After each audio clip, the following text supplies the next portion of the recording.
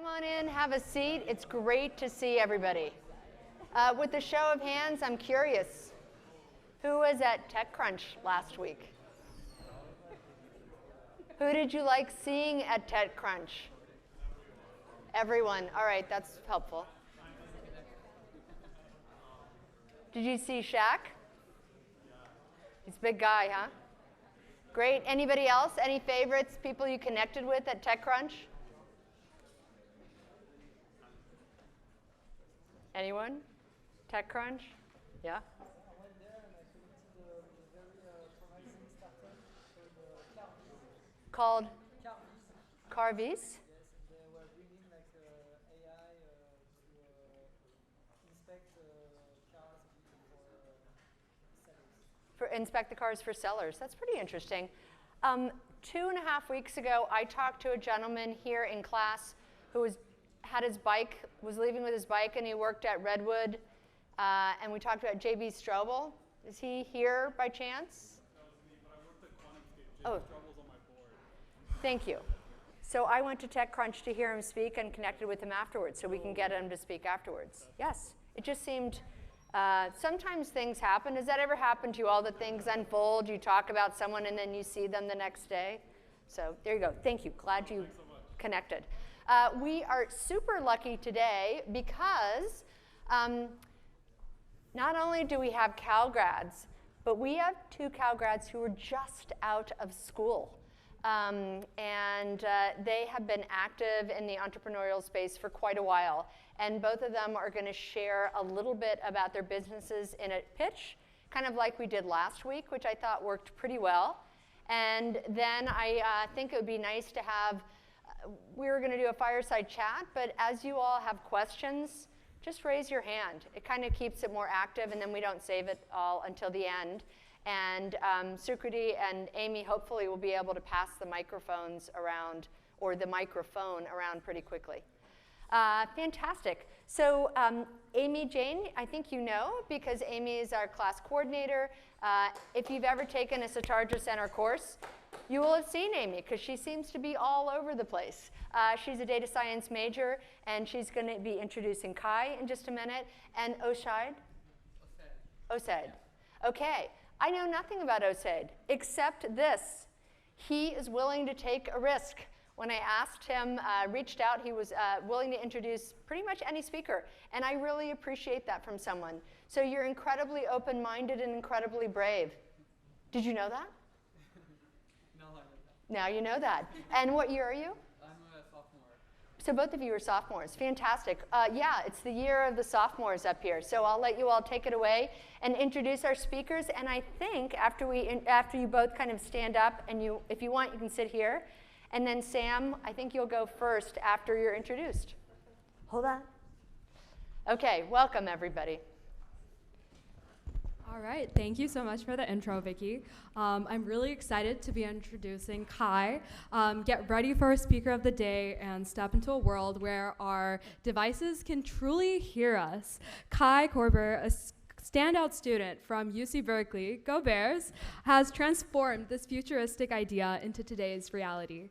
His brainchild, the Joy app, developed through his venture Core AI, listens beyond words, and it deciphers human emotion through subtle inflections, offering real-time tailored wellness support, irrespective of language. But there's a deeper layer to his story. Emerging from the shadows of the Parkland shooting as a survivor, he didn't just persevere, he became a formidable force of advocacy. Championing both gun control and mental health initiatives, he's caught the attention of national giants from The Daily Show to Time magazine and has graced stages and screens with his powerful narratives.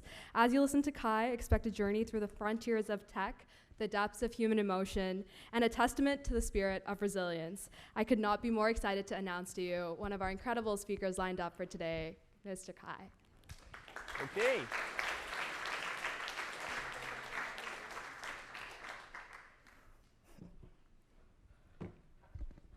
Hello everybody, my name is SCET Asif and I'll be introducing the speaker Sam. I'm a sophomore studying business and econ, and today I'm privileged to introduce her, who's a remarkable individual and who embodied the spirit of innovation, determination, and commitment to empower the next generation of leaders. Sam was a UC Berkeley graduate who was sitting in the same classes as you all and had a passion and the vision to transform her experience. She's a trailblazer in the world of entrepreneurship, and Sam first founded her company called SC Media. In that company, she worked with unicorn companies such as Public.com and built a 7-figure automated content business. Now, Sam is working on a startup called Fetti. Fetti is a company with a mission to change the job market and how it functions and give you all the level playing field when applying to jobs. Sam's going to continue talking about it, and we can hear from her in her own words. A round of applause for Sam.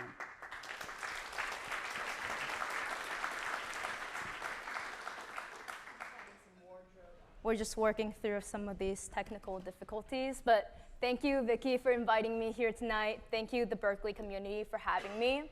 I am so incredibly excited to be here.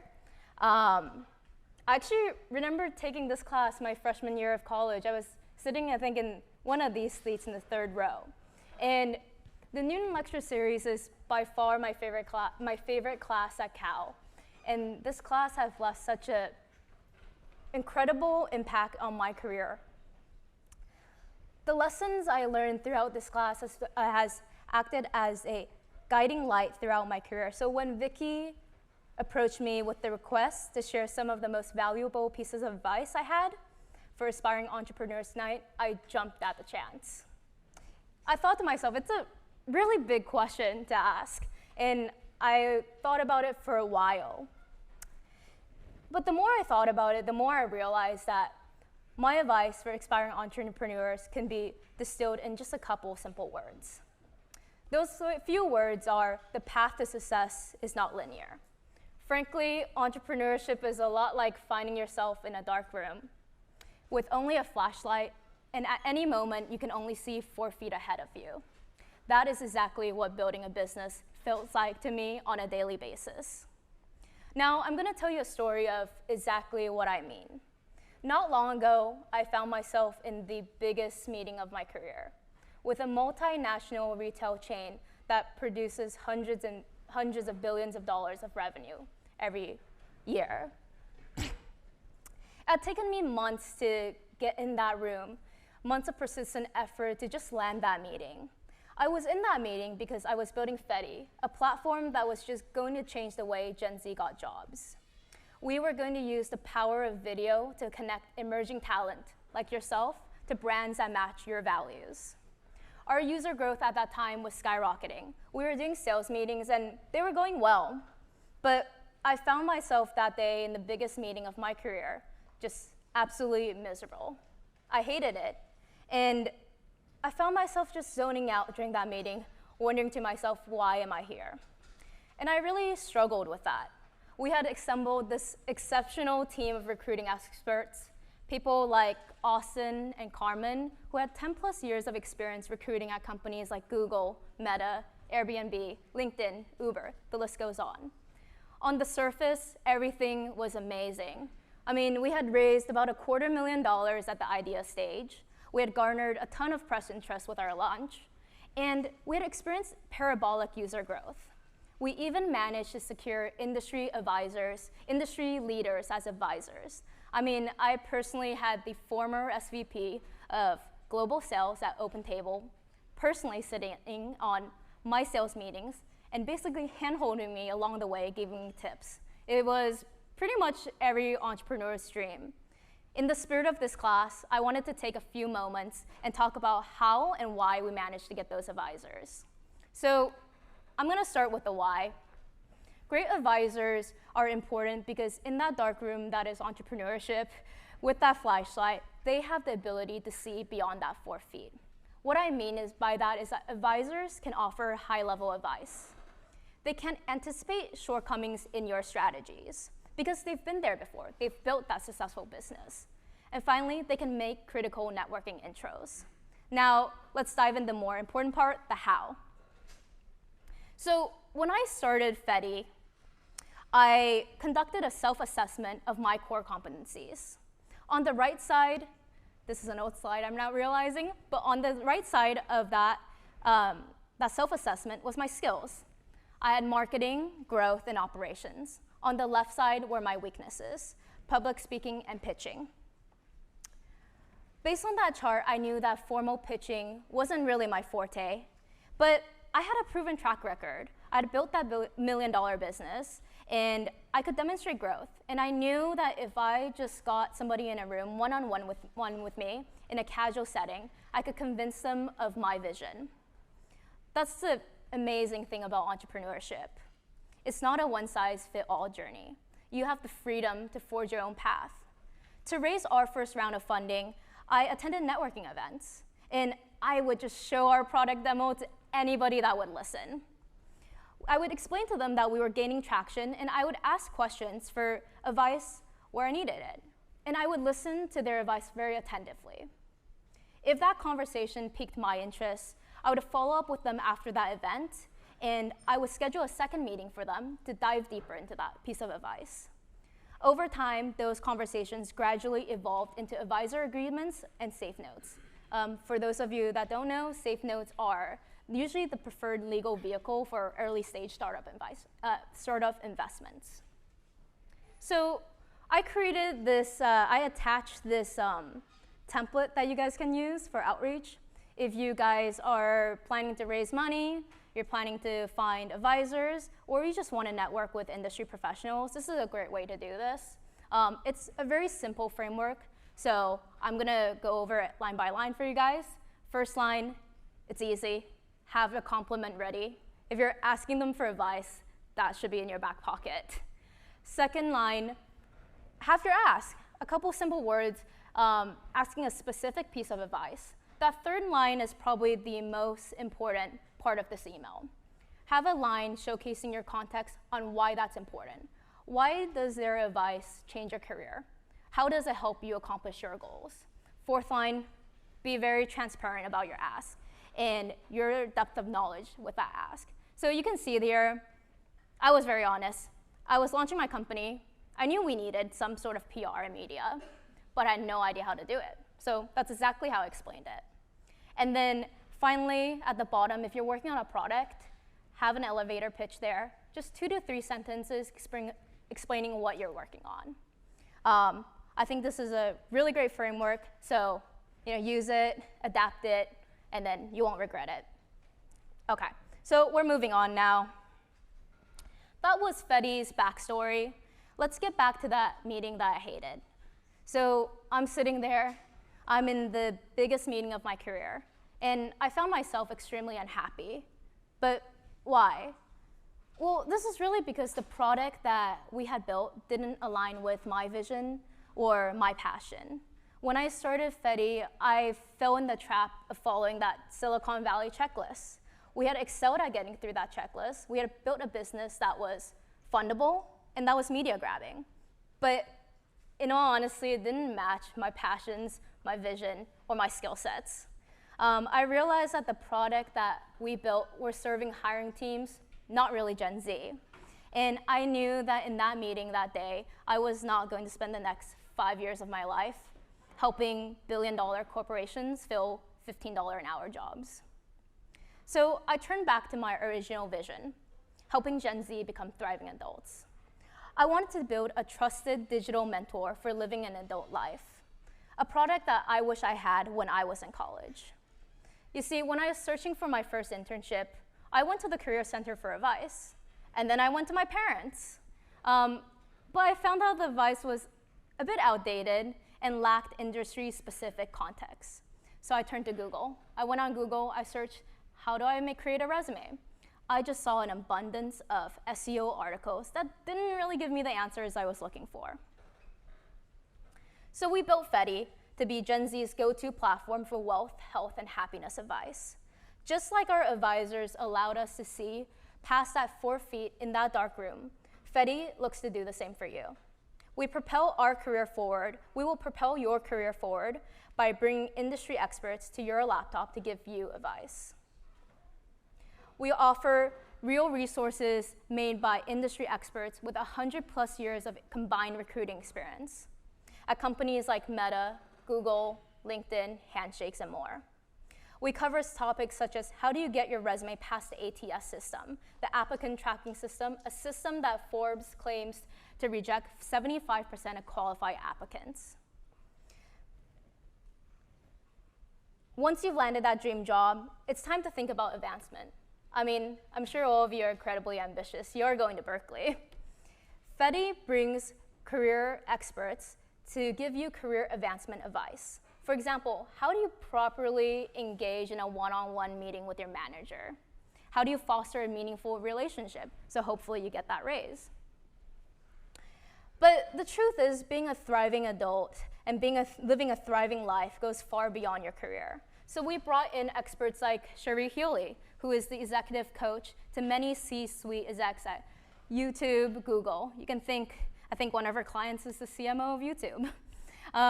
When it comes to career development, we have experts answering literally all your questions.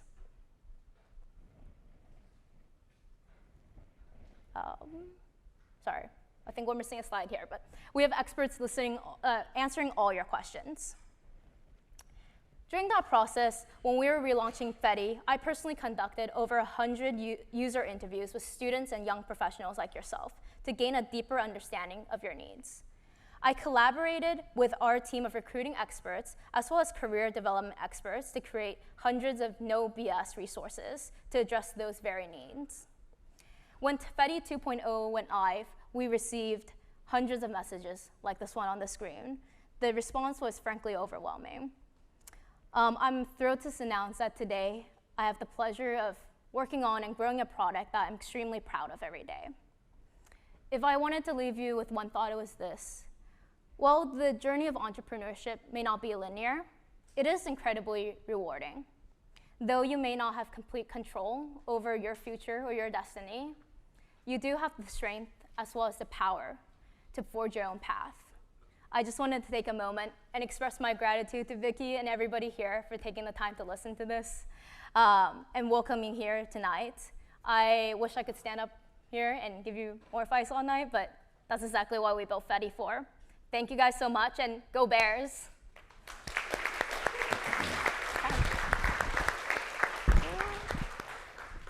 Thanks so much. I love how you talked about your pivot and happiness, and I think that seems like a pretty good place. I don't know about you all. I'm probably older, and so I suffer from getting a little, in English, Yiddish, I think you say verklempt. I'm like, that was just lovely hearing that. And I think Kai will have also a story that really resonates. I am going to pull your link up. Yeah, I've got the special slides for the special people, so There we go. it's different. But I think you'll find that my talk is not, the kind of typical, this is what you should do, this is how I succeeded, this is how I did this. It's a very kind of non-linear story, right? And so I guess these are my slides now, right? Yes, I hope they look familiar. Yeah, they do. So is it this here?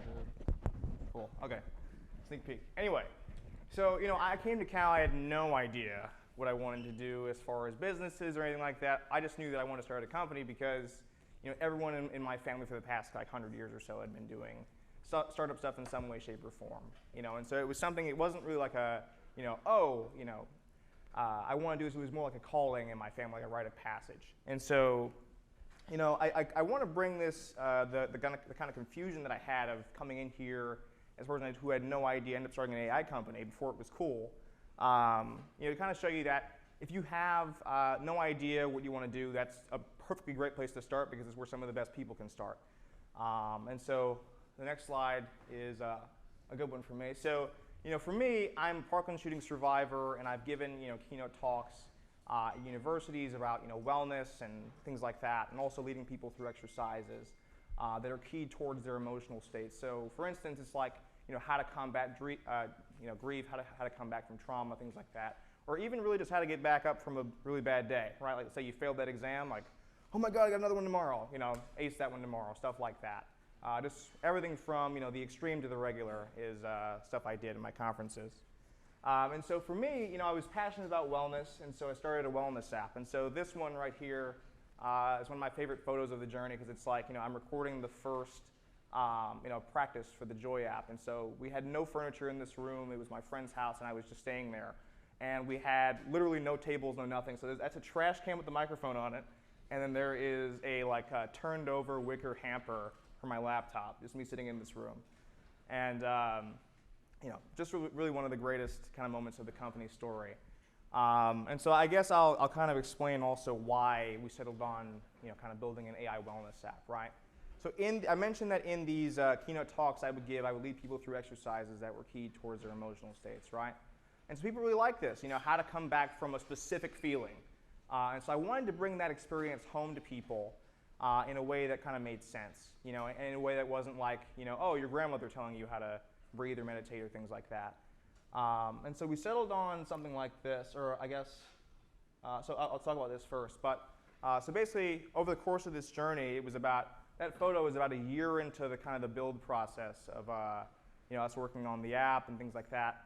And so we had 2 years to product. And so at this point, there's another point that's kind of important to talk about too, is that things were like not at all going super well. So I had this crazy idea I talked to my engineers about. I said, hey, I want to build this cutting edge AI that really no one had kind of done, recognizing emotions from the sound of your voice, no matter what language you were speaking. Super theoretical. I talked to professors about it. They'd be like, you're crazy.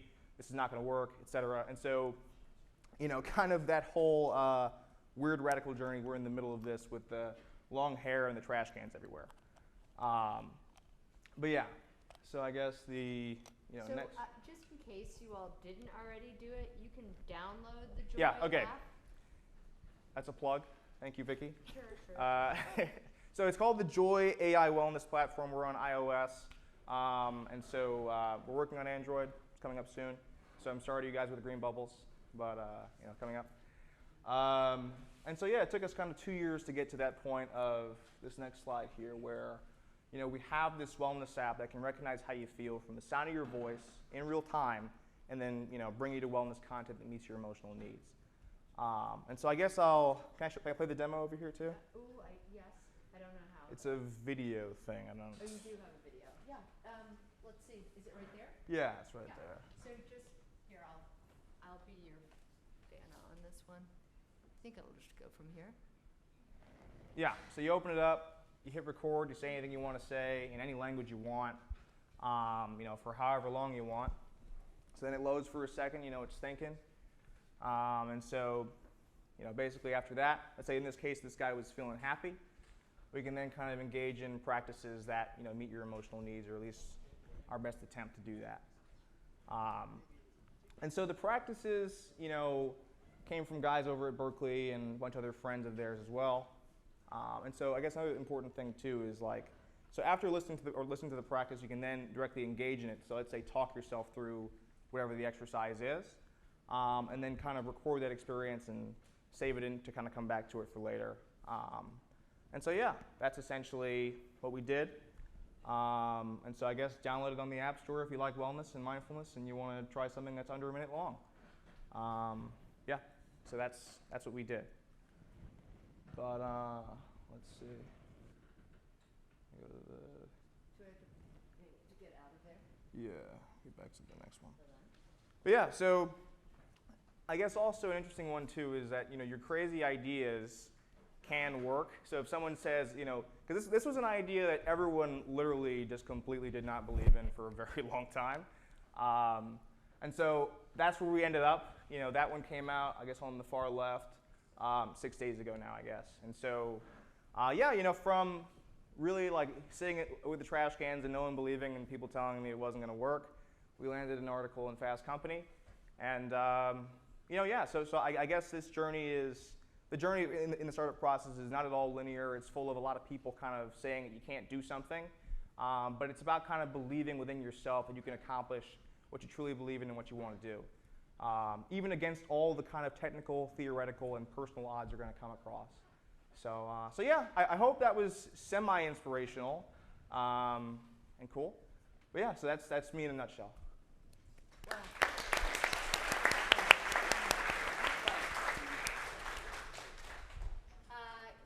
Feel free to get questions ready. I want to go back. It's funny how Kai just said that's me in a nutshell, because no, there's just, both of these individuals are so fascinating that I really wanted to take a moment, hopefully, let's see if I can even do this. Let's see. Maybe I can't, but that's all right too. So if you look, I don't know if you all had a chance to look at, Amy, I might need your help just to turn off, I guess I can do something really clever like that. There you go, that's okay, I'll just do that. So we don't have that in the middle. Is that okay, Ian? Okay. So you graduated in the spring. Me? Yeah. Just in the spring. You graduated a year before that. Yeah, in 2022. But I'm just kind of curious. Yeah, this is also, here, hold on, I'll try to see if I can keep my balance on this. Good for the core. Can you talk a little bit about how you got to Cal, both of you? What brought you here? You want to go first? Sure. You know, I actually didn't want to go to Berkeley, funny enough. But that's a hot take. But yeah, no, I came here on a tour and I was like, man, you know, I was from New York. And so I was like, man, you know, this is dirty. I already know dirty. I'm good, you know. And so, but then I got in and you know, I kind of, I was like, you know what? My parents kind of convinced me. They were like, this is a great school for what you want to do. Let's give it a shot. Let's do it. And you know, I just fell in love with the culture, fell in love with the people. You know, and I made a lot of great friends along the way. So sometimes going against the grain, even in your own thoughts, is an important way to do it as well. So. Are you back to living in New York full time?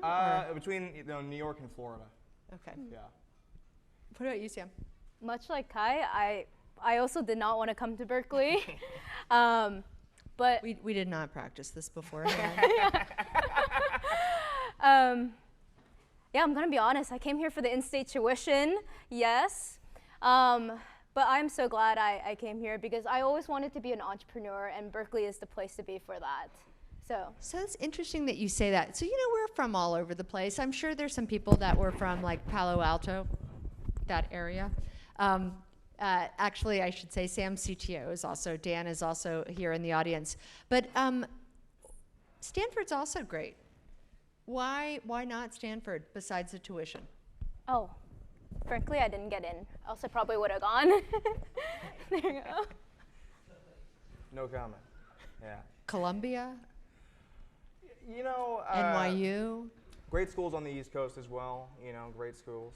That's all I'll say. But. What dorm were you all in first year? Ooh, I got really lucky. I was in, I forgot, what's the one on Bancroft called? You all know better than I do.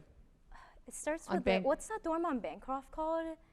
Blackwell. Yeah, I was in Blackwell, so I did get Okay. really lucky. So I don't know. Is there anybody in Blackwell here? One. Wow, I guess you got really lucky too. How about you? I was in Unit 1 in Christian Hall. When you came, did you know immediately? I mean, you said you took Newton as a freshman. Yes, I did. You were sophomore? Yeah, my second year. Just curious, how many freshmen are in the room here? So a pretty decent amount. I never know how people find out about this course. I'm curious how you found out about it. So I always knew that I wanted to study entrepreneurship at Berkeley. So early on, I looked online. I found the certificate that you could get. And then I looked through the classes. This one stood out to me. I thought it was really interesting. Signed up. So glad I did. So. I mean, it's not a hard class. Let's, you know, we can say that. But we're really lucky in the speakers that we get. How did you find out? You know, I think a friend of mine was, you know, had kind of been pushing it on me because he knew I was really interested in entrepreneurship type of stuff. He said, man, you know, this is a great class, a lot of great speakers, and, you know, honestly, if show of hands, are there any aspiring entrepreneurs like currently working on projects right now in the class? Great. So what Be proud. Yeah, sure. What I used to do in the class is, you know, I used to kind of like talk to the people after and pitch them, you know, my ideas, like very kind of grassroots type of stuff. So I recommend that if you get the time to, you know, you have someone you really admire who's speaking and just kind of tell them about it. You know, foster a lot of great relationships. But to come back to, you know, how I found out about it, it was really just friends who, you I thought it would be a great idea for me, and it turned out to be obviously the case. So, do you remember who you pitched to from your year? Yeah, it was Chris Ye. Oh yeah. Yeah, he was really cool. So I've met with him a couple times. He's a really nice guy. All right, not to be an idiot, Rotten Tomatoes? No. He Who's Chris Ye? he wrote Blitzscaling with Reid Hoffman. Oh. Oh, that's right. Yeah. Sorry. Unfortunately, we're taping this, but yes, of course he did. He's pretty phenomenal, and super engaged with entrepreneurship. Do you remember any of the speakers from your year? I remember watching Tony Xu from DoorDash speak. Yeah. That was huge because he also studied industrial engineering, which I studied as Yeah. well. And it was really incredible just hearing about his journey. And of course, we now all see where DoorDash is. So DoorDash they had just, I think like the week before or the 2 or 3 weeks before, they signed a huge deal. And Tony, I guess, could have said, sorry, no, but we sat right up here in front of you all and talked about his journey with DoorDash and how he started actually delivering the food himself. So that was kind of interesting. Every semester we have different speakers. So let's, with the show, feel free to ask questions around here, but I am curious, you talked about AI. How are you all using AI? Because I feel like everybody is. Perhaps that's a question Dan can answer that's better. Dan, do you mind? Sure. Come on. Welcome, Dan. Dan's from Chicago, or University of Chicago. Oh yeah. Hey everyone. So I'm a co-founder and CTO of Fetti, and Sam manages the marketing side of things, and I do technical. So I've been pretty much in love with computers, video games, that sort of thing since I was a kid. And if anybody here is doing work in statistics, computer science side of things, you'll kind of know that AI, machine learning, has been disguised and around for a while now. Something as simple as a linear regression is pretty much already using artificial intelligence to make predictions. So in the field right now, I think everybody is super into the idea of plugging things into ChatGPT to build chat learning models, and there's a lot of fear and uncertainty about is this going to take over? Is it going to replace my job? So here at Fetti, just like all those other companies, we collect data to help make better predictions. Our dream is that you can submit your resumes or your cover letters, and you'll be able to make predictions on that. See if you match with the company. Can we score that? We can already make predictions on things like what sort of jobs would you like? But could we make a further prediction? If you submitted this to a company, can they accurately assess your skills, or can you better represent it if you rephrase certain things? How would that work? So all these sorts of things are essentially using AI. I know that it's a buzzword right now that everyone loves to throw around, but I'm sure that all of you have already been acquainted with linear regression and slightly more complicated models. So it's really something that if you are doing a startup, you should be able to add a certain amount of machine learning AI to it. That's great. I am kind of curious listening to this, and what you're doing is a predictive model in a sense with voice. What you're doing is predictive with information. I can ask this question, but maybe somebody knows where I'm going with this question. Anybody? I'm just kind of curious, what's the limit? How do you protect your data? What do you do so that things feel ethical or somewhat protecting the privacy of the individual? Go ahead, Dan. Okay, sure. So I think that privacy of your data is a super hot topic right now. So it's impossible to give a take on this without being controversial. But most of our data is already out there. I'm sure that anybody could train a model to replicate your voice or face if they had some photos or recordings of you. So I think that the line of defending your data really comes down to the law and what sort of legal implications there are. And I think that these things will be sorted out by the law eventually, watermarking images and this sort of thing. But just building a company, you'll already run into these sorts of legal barriers, and you'll quickly learn that if you're trying to have people create accounts, you should probably run all that stuff by a lawyer to make sure that you're abiding by the correct rules. There's a lot of regulations in this area already. And I think that as the industry matures, these sort of things will be made very clear. Yeah, I think. Who's your CTO? Is it you?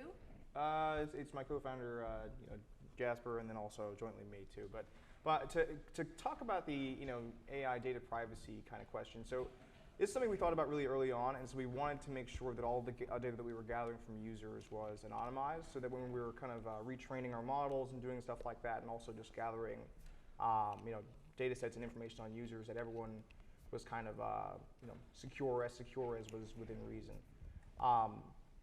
And so yeah, it was a very kind of eerie thing that we discussed at length when we were starting the company, and it's something that we take very seriously. And so yeah, I would say the maintenance of anonymity within your user platforms, as far as kind of people getting access to, in our case, voice recordings, not being able to say that let's say John's angry particularly today, is very important. So maintaining this new dynamic of, let's say, emotional privacy to us was very interesting and also very important. But I'll also get into kind of the purpose of our business as well. And so the main purpose beyond this kind of wellness app that we're building is really to add a different level of dimensionality towards the human-computer experience. And so you ask yourself this question of, right now computers as we understand them today are really just kind of instruction following or rules-based engines. But adding kind of a level of dimensionality where they can understand kind of your intuitive needs and desires in the delivery of their responses to you is something that we thought was very important as we move towards the middle of the 21st century. And so yeah, that's what we do. I know Vicky didn't ask me for that extra middle part, but yeah. That's great. Dan, do you want to sit on this chair that needs a lot of core strength? Oh, sure, if you don't mind. No, I don't mind. Come All on right. and sit. Yeah, and we'll just go ahead and start to take questions. And somewhere there's another microphone. Yeah, thank you. So, the question right over here. How exactly do you anonymize your data? Is it as simple as just ID per user? Part of it, so we can hear your question. Do you want to ask it one more time? Yeah. How exactly do you anonymize your data? Is it as simple as having a lookup for user ID and data associated with it? Yeah, that can be one way of doing it, but also kind of poring over it to make sure there's no kind of personal information that's being shared. And let's say, well, we don't share data sets with other companies, but that's another way that we're doing it, is kind of keeping everything in-house. And but if we were to share data sets and things like that, we'd make sure we swept everything for personal information before it was delivered. And so that's one of the kind of data privacy means of protection that we offer users as well. Yeah. Yell if I don't see you. I am kind of curious also, before you answer this, this is not your first company, Sam. How did you get your idea for your first company? Or maybe that wasn't even your first company. That was my last company, the one before Fetti. And it was 2020. I was super passionate about personal finance. I've always been. I've been investing since I was about 15. And I just saw, it was obviously COVID in 2020, and the government was giving out stimulus checks. And I read this article that was like a couple billions of dollars are entering into the market from retail investors. And having been somebody that has made probably every single mistake possible when it came to personal finance, I was like, hey, people are probably going to go to YouTube to search for financial advice. So I went on YouTube and I saw who was crushing it on YouTube Finance. It was mainly Caucasian men in their 30s, 40s. So I then went on Facebook and then I hired one as a spokesperson for my brand. I started writing scripts for them. Like I would spend 4 or 5 hours a day just sitting down writing scripts for him. And we started filming those videos. I started editing and producing them. And pretty soon those videos started to take off. I learned how to do social media marketing, which completely changed the trajectory of my career. And then eventually grew that brand to do 7 figures of revenue by the time I left. Yeah. Hi, I have a question for Sam.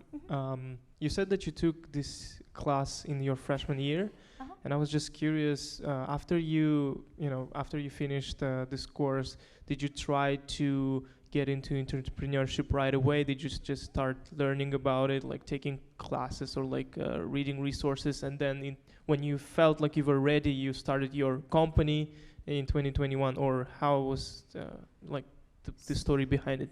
Thanks. So I think my first foray into entrepreneurship was around the time I was like 15 as well. To be frank, I just wanted to make money at that time. So I started going to local malls, and at that time, not everybody had a personal website. Every restaurant didn't have one, so I would just go in and I would pitch them on one. I would say, hey, this is what you need, and to do this, you can increase your traffic and essentially make more money. So after like a lot of no's, probably like 60 plus no's, I finally got my first yes, and that was my first client. I made a website for a local restaurant, learned how to do that through just reading resources online. I think that drives home like why my passion is. My last two companies have been content companies, just because everything I've learned about entrepreneurship has been from the internet or just through courses like this. And yeah, I mean, that's kind of my first attempt into entrepreneurship. I'm curious how you met your co-founders, not necessarily now, but just in general. How did you meet your co-founders for whatever companies? So Fetti is my first company with a co-founder. And Dan and I met 3 years ago now. Start of COVID. Yeah, start of COVID. He was in Berkeley. He was working on his last company. So he co-founded a crypto trading firm back then. And I don't know, we just instantly became best friends. Yeah. I'm like on the street. I'm sorry, I'm just kind of curious. Was it like, were you at a party? Oh, so nobody was really talking to each other in person around then, and I think we met online around the time that COVID hit. I was living in Berkeley, and then I was thinking about moving back home. Then I think in Berkeley, if you guys were in Berkeley at that time, like school was pretty much out of session, so I think Sam was out in Oakland, and we spent that summer getting to know each other. I was trading crypto. Sam was making financial movements that were very interesting to me. We had a lot to talk to each other about, that sort of thing. At my last company, I was also a co-founder. I think that as an engineer, it's often very hard to break into the entrepreneurship space. So with my last co-founder and also with Sam, I think you see the sort of drive in them where they will sort of, you know, in that dark room, take that flashlight and start pointing it at things. And it's very refreshing to have someone show you the way. And I love following someone with like a very clear vision and passion for things. And then so I think that's really how we came to work together.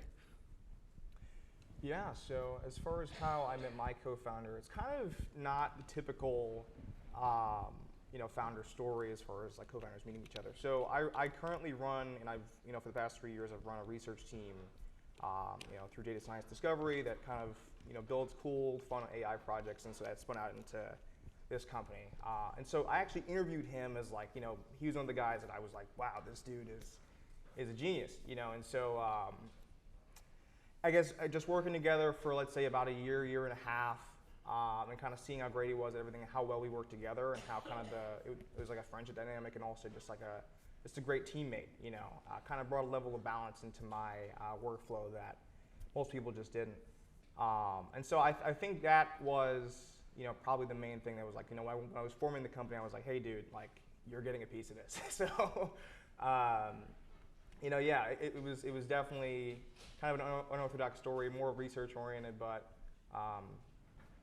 kind of, synchronicitous, I guess, in a roundabout way. So it sounds like you guys have both dealt with, I guess, taking on these tasks that seemed insurmountable. And it sounds like you guys have both been in places where your expertise doesn't necessarily fully equip you to tackle issues. So do you have any advice for dealing with problems when you feel underqualified, or you feel like you haven't necessarily learned enough, and you don't even know where to start because these are complex tasks? Dude, that's my question.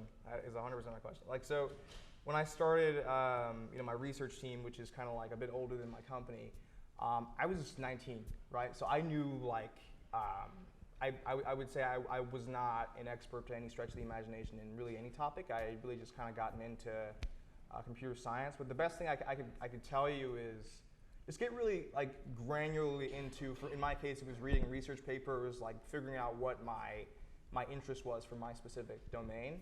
And so I would say kind of start as a novice, and then eventually through a bunch of like copious research, you'll eventually become that expert that you see on TV or things like that.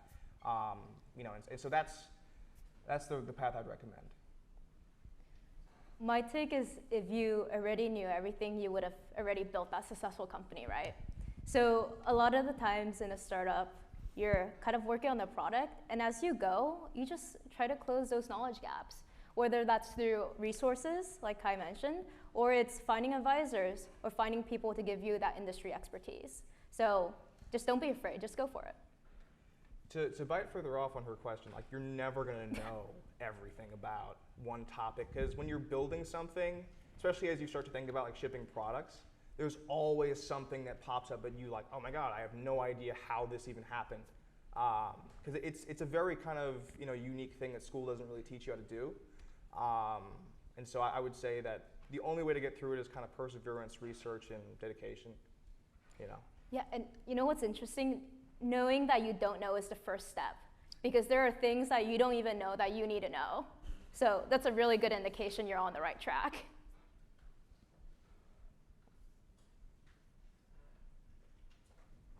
While the microphone's going all the way over, can you talk about any advisors that were here at Howell that were helpful to you?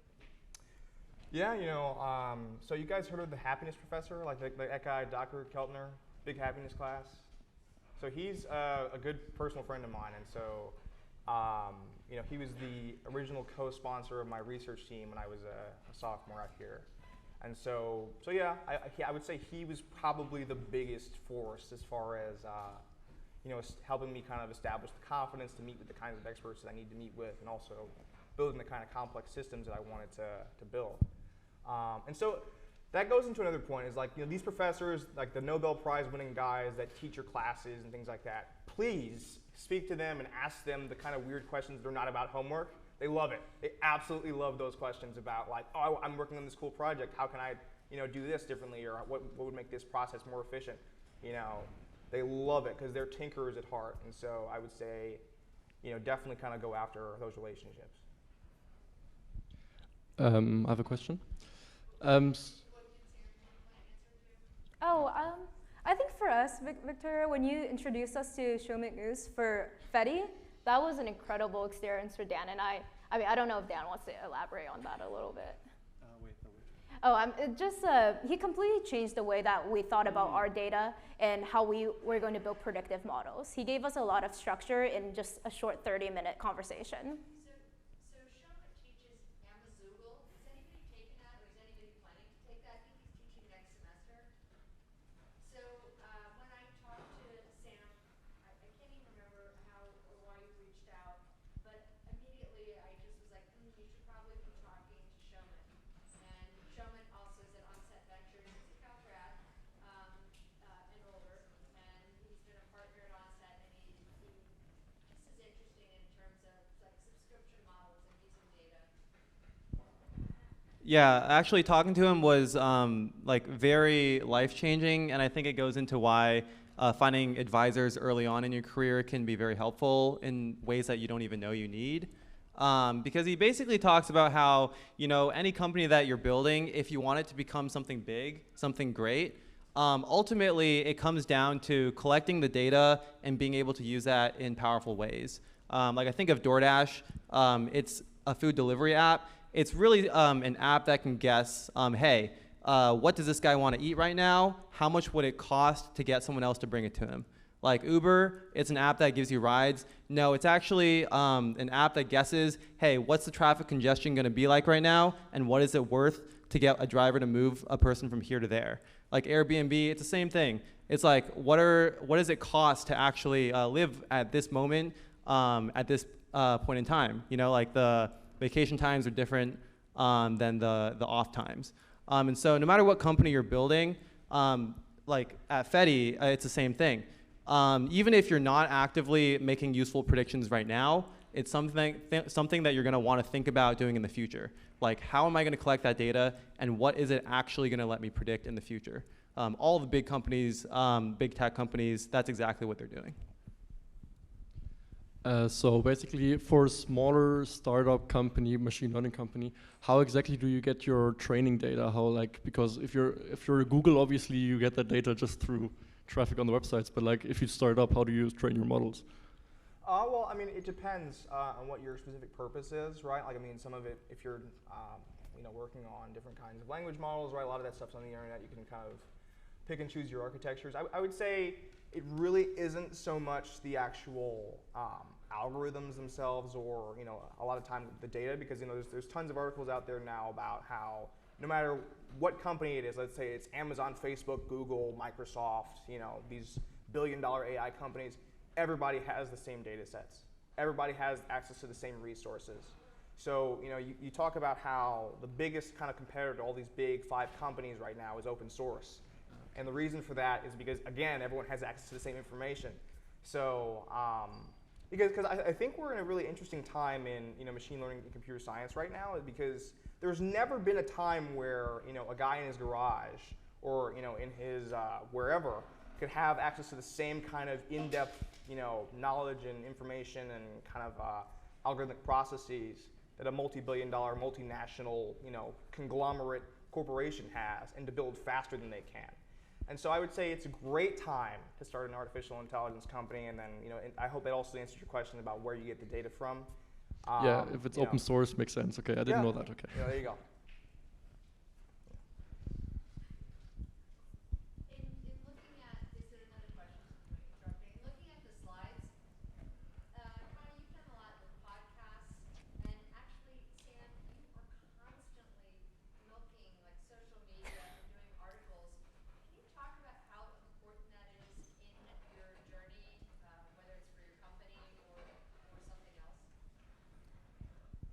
Sure. I mean, like you said, Vicky, it's extremely important because at the end of the day, building a great product is good, but the battle is really about getting people to use it, right?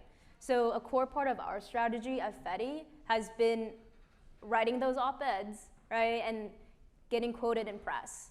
Especially we've focused on HR-related publications because that's where our first round of customers were. Yeah, so for me, I would say, as far as getting press, it's really more so about relationships than anything else. Because you might meet one reporter from a local magazine or a local, newspaper or kind of news channel, whatever, who then knows somebody who works across the country that they went to school with, and then that person introduces you to the next person, et cetera. And next thing you know, you're on, 5 years later, you're up on in a cool magazine or something like that. That's pretty much how it happens. It's just, again, not being afraid to talk to people, and literally every single time I have like a new kind of product or thing I'm working on, I send like probably 100 text messages to every reporter and every contact I've ever met. And so that's kind of something that I would say you have to work on, is kind of building your network, because it makes things easier as far as getting press, and then also stuff like that. But you can also, don't be afraid to cold email people. Yeah. A lot of the contacts you make, you'd be cold emails, and then next thing you know, those guys are friends for life. So like my professor, my advisor, cold email. Now he's a friend of mine. He's my scientific advisor for my company now. So make new branches, find new trees, plant them, do whatever the analogy is. But don't be afraid to go out there and try something new. Yeah, I mean, everybody's information is on LinkedIn today, right? If you see somebody you want to talk to, just send them a DM. It's as simple as that. There's something that you did, Sam, when you put your example up that I think is super important. Everybody likes to hear about themselves. So when you're writing to someone, Sam, when you started out, you were like, thank you, or it was great to meet you. Talking about them, and then also in the second line, I think it was like, your work is interesting for this reason. And I don't even know where, I think it wasn't until the third paragraph, you're like, oh yeah, I happen to be working on a company, and can you help me? Right. So I actually think that flow is pretty important, and it's so easy to be like,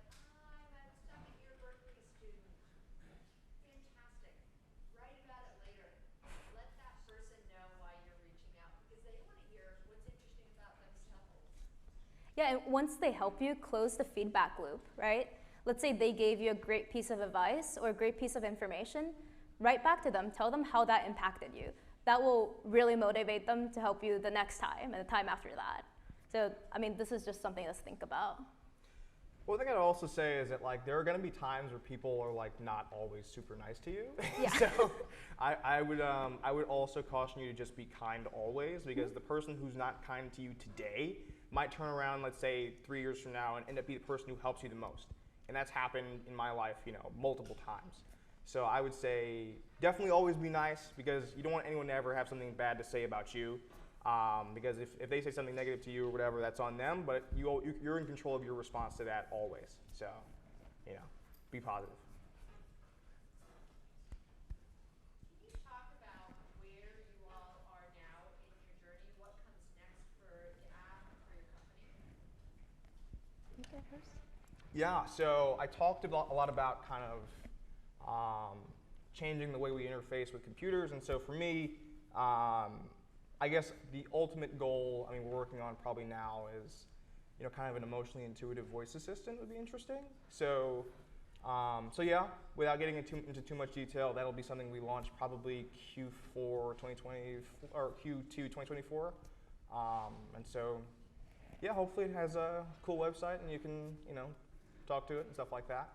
How are you getting funding? What's your business model? So what's really funny is, you know, I did most of the stuff that I did kind of friends and family, and then also kind of partnership with, you know, the university and things like that. And so I've actually a lot of the time really avoided a lot of, you know, outside money and funding, because, you know, I've had VC meetings with, you know, some of the top guys in the Valley, and they say something to me like, you know, you should completely change the way you're doing this and whatever. And, you know, for me, I know that this is, you know, at the end of the line, this is where I want to be, and our kind of goals are misaligned.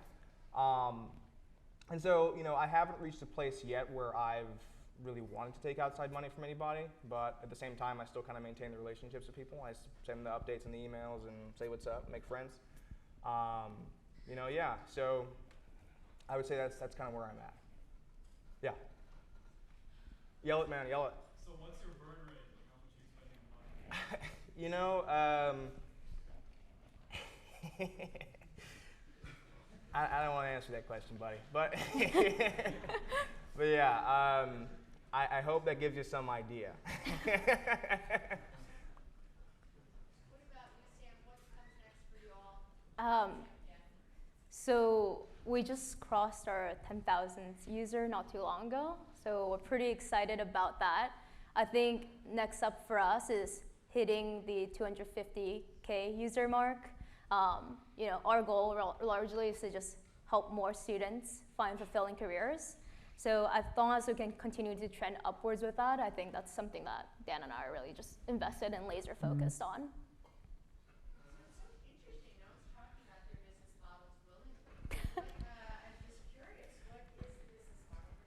So for us, it's partnering with great companies through sponsorships and through affiliates. So you're looking at enterprise and selling the business, and they're paying you all For a couple of things, right? One is opportunities. So let's say Walmart could come to us, right? They could want to advertise a program for college students. That's where we would step in. We really see this as like a win-win for us. We get to connect you guys with great opportunities, and then, you know, be able to fund our company. I will say that there are a lot of really great free resources right now, like Amazon Web Services for new startups. If you guys have like a good idea and they accept you, for no commitment, you guys can get a lot of like internet resources for free with them. And I think that, you know, our business models are a little bit, we're a bit reluctant to talk about, because the truth is you don't want to like overcommit to any sort of business model at the very beginning, because then it can be very hard to change later on. I think the same goes for like taking on investors, as Kai talked about, is once you have any sort of funding, with that comes like a very strong sort of direction that's pushing you to do things in a way that you don't necessarily want to do. But like as students and new grads, there are lots of really great free resources available. So I think that like making use of those will take you very far.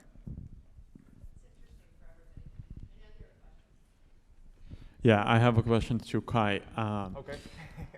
I love the service called Otter AI, which translates the speech into text. I also use it today. What do you see the future of Joy AI in like 3 years? Do you want to like do it like M&A deal with bigger companies, or you want to grow your company as like B2C oriented startup? So is the question like future in terms of where we're going to be making money? Like, Yeah. I see. Okay, yeah, I mean, there's a lot of interest right now in kinds of, you know, I guess wellness metrics for corporations, and also, so we're going to be kind of one of the people that, you know, kind of automates that for, you know, workforce populations while also maintaining user privacy and anonymity, something that people are interested in. Also, you know, we're really kind of committed also to the, you know, voice assistant idea, because that's something that's just really a passion project for me, and I feel like it has kind of unlimited potential if you do it right. And so, yeah, I hope that answers your question. And what about competition in this field? I'm sorry, say it again? What about the competition? How many companies are like competing with you when you're trying to be better than them? How many companies are trying to compete with? Well, I would say, you know, in our particular industry, we're kind of niche, and so I don't really think, I mean, I personally am not aware of, you know, because there are even like kind of emotion analysis companies that are not going about you know, the way that we're pursuing revenue. They're not going about it in the same way.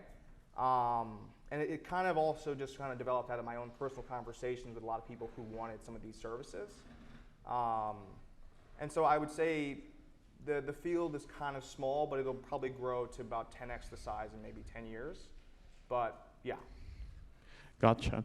And thank you. And Sam and Dan, I have a question to you, probably more related to Sam with the product. Like, since you're targeting college students, what are the obstacles, like retention rate with like working with the college students? Like, yeah, that's actually a really great question. So retention has been something that we've thought about a lot, right? When we started Fetti, originally the goal was to just help college students find jobs. And how we're sort of fixing that problem of retention is that we've extended beyond just helping you guys find jobs. It's about, hey, once you land that job, how do you get the promotion? So that's kind of how we're tackling retention, just servicing other areas of your life, not just one specific segment. okay, and kind of like go-to-market strategy over diverse colleges. Like, for example, with UC Berkeley, it probably wouldn't be a huge problem, but like what is like your strategy to blitzkrieg other campuses, like for example, East Coast or like in the Midwest? What is like the plan for it? We're very social heavy. That's just because that's my domain of expertise. I think that we're in still the very, very beginning stages of deploying my growth strategy on socials. So hopefully in a few months, you'll see us everywhere all at once. But I guess that's like my core piece of advice when it comes to growth. Growth can happen in so many different ways. Lean on what you're really good at. For me, it's socials. I know how to leverage different networks, and I know how to growth hack there. So that's kind of my take on it. Okay, yeah, thank you.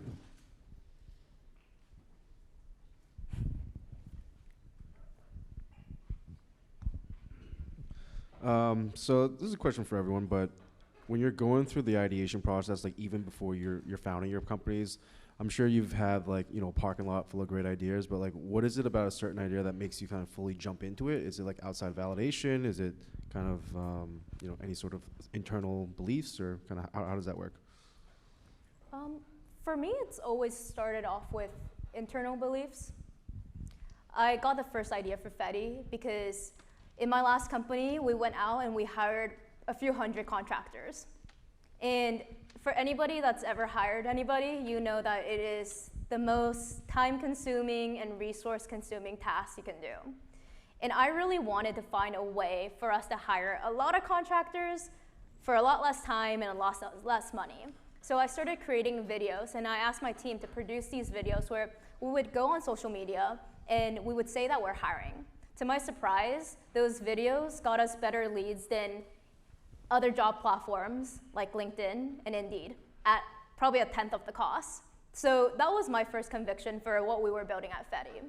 Obviously, you now see that this idea has completely evolved, but each time I get a new idea, I go through the validation process, right? You go out, you have to talk to your users. This is so important, guys. Before you build anything, please go talk to people. Talk to as many as you can. For us, it was like 100+ students that I personally went out and set up meetings with. And then once you have that validation, then start building. So the way I'll answer that question is, typically I started with kind of hearing what the need was and then saying, okay, how could we build a cool, fun product that would meet that, right? And kind of do it in a way that was a bit more different and less easily replicable, I guess.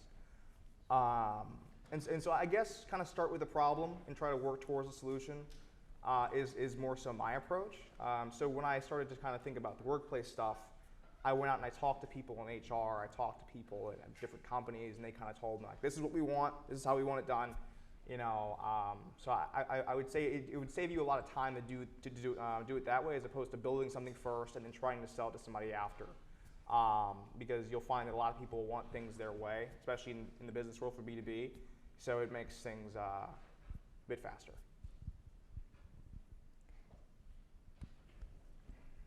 Okay, yeah. Yeah, so I realized for Sam, this is a question for you. So you're an industrial engineering major. How's like the workload for you every day? Like, what do you spend a lot of time on the company, or do you also like maybe try to integrate some part of your career, with industrial engineering? This is a really good question. So when I was in college, I would say I probably spent 70% of my time working on my company, maybe 80% of my time. And for me, that was a personal decision I made, not one that I recommend to anybody at all. Education's really important. But I just knew that after I graduated, I wasn't going to find a job. So I followed my passion, and I just allocated 80% of my time to working on my company. And then how would that go for you too? I mean, are you pursuing a career with data science, or are you just going full in on the company? I kind of started studying what I was studying, because I fell in love with the work I was doing. So it wasn't, getting a job was really never my goal, unfortunately. It was kind of like I wanted to build something that really mattered to me and find a way to kind of build a life out of that. And so that was kind of always my mindset into doing stuff like this. And so I guess it's, in terms of like the time that I guess is the other question, right? That I allocated towards this. So I would do like, my problem sets for like, let's say 7 hours a day, and then I would rest for a little bit and be up at like 5 a.m. doing work, reading papers across the world for AI stuff. But that was like just what I wanted to do. It has to be one of those things where, you kind of wake up every morning and you think about kind of making something better. It sounds like a cliche, but it's the truth, because you'll burn out if you don't kind of love the idea that you're pursuing and trying to actualize. So, yeah. While we're getting the mic all the way over here, if you don't mind, Dan, did you answer a question too? Like how much time while I was at school that I was spending on schoolwork versus other things? Well, so when I was at the University of Chicago, I think their school dynamic was actually quite a bit like Berkeley. The work there is hard, and the students there sometimes overwork themselves. Me personally, like I started my company over the summer after I had trouble with like the traditional interview process, which is also what motivated me to work on Fetti. But like I think that it's important to not burn out at school. I think that for a long time, like I was a burned out student, and your mental health is far more important than anything else, because if you stop working at what you love, then you have no more time left to get better. But if you take it easy, you have 10, 20, 40 years to get better at what you love. So watch out for yourself. I had a question with regards to how much information there is about entrepreneurship. Like, it seems like everyone's kind of talking about it and everyone has something to say. So how do you guys determine which entrepreneurship advice is actual, like, good advice and not, like, survivorship bias? Like, someone who's already successful and attributing their success to a part in their story that, like, they think is the moment that caused their success, but, like, there's not really a lot of, like, credibility or like fact checking involved. So when you're looking through a lot of like entrepreneurship advice, or maybe even like advice that you've been given, how do you determine, oh, this is good advice, like this is something I can rely on, versus, you know, this is just like this really nice talking point that people like to say is part of the entrepreneurship journey, but it might not be helpful for me? You know, I think in Silicon Valley especially, there's a lot of kind of grandstanding about how great you just arrived at greatness and your idea was great and you were great. You woke up and you showered in the morning and you used great soap. You know, like that's all, like that whole culture of, you know, we never struggled is kind of what gets put in the press and the news. But I would say like the biggest thing for me that always helped kind of find inspiration was digging into the backstories of these people. You know, so it's like when you realize that you have Jeff Bezos who's making door desks, you know, and kind of you see pictures of his garage when he's you know, starting Amazon, things like that, where it's just like a banner, as to like a spray painted banner of the Amazon.com, and you know, horrible desks, horrible garage, holes in the wall, things like that. You know, and then you think, is this guy really going to be like a billionaire when you look at that picture, right? And so you really think about like that is the embodiment of everybody, is that kind of everyman personality. And so the idea that everyone starts from, I won't say zero, but from a state of confusion and a state of kind of where you are today, that's something that I really think inspired me a lot of the time, is the backstories as opposed to the highlights. I would say just qualify that person. When I say that, I mean really think about if that person is who you want to be in the future. If the answer is no, and this could be anything from how they live their life, right? What kind of wife are they? What kind of husband are they? What kind of business do they own? In all aspects of their life, is there something that you really admire? If there is, then I would say listen to the advice, try it out. If it works, it's good advice. If it's not, maybe move on to another person. I would say also, you know, you kind of have to find your own means of getting through, because, you know, entrepreneurship is, you know, I don't see it as this separate thing from who you are, because it's kind of, it's the actualization of your own personal passions, right, at its core. And so you wouldn't look at kind of, you know, sketching and drawing as like, oh my God, I need inspiration to do this. You just kind of do it, right? So it's like exercising or strengthening a new part of your personality, I would say. And so along that journey, you're going to have, you know, pitfalls and lessons you have to learn, but at the end of the day, it's something you want to do. It's important not to drown in the sea of the advice you also get. It's good, like I said, to trust your own instincts. When I hear you all talk, it makes me think when Vivian came and she was, you know, over on this side of the room going, why? And you really need to know why you're doing things. And as Vivian was talking, she was also, remember, talking about how cold it is in this room. But you need to stay true to your own principles. I think we are so fortunate to have the three of you actually as examples. And I think a lot of the students here can hopefully see a little bit of themselves in you as you're listening to the advice. And so I just wanted to thank you all for being here, and possibly you'll stay for a little while in case people want to come up and pitch their business idea to you. Thank you so much, you guys, and I'll post our attendance quiz.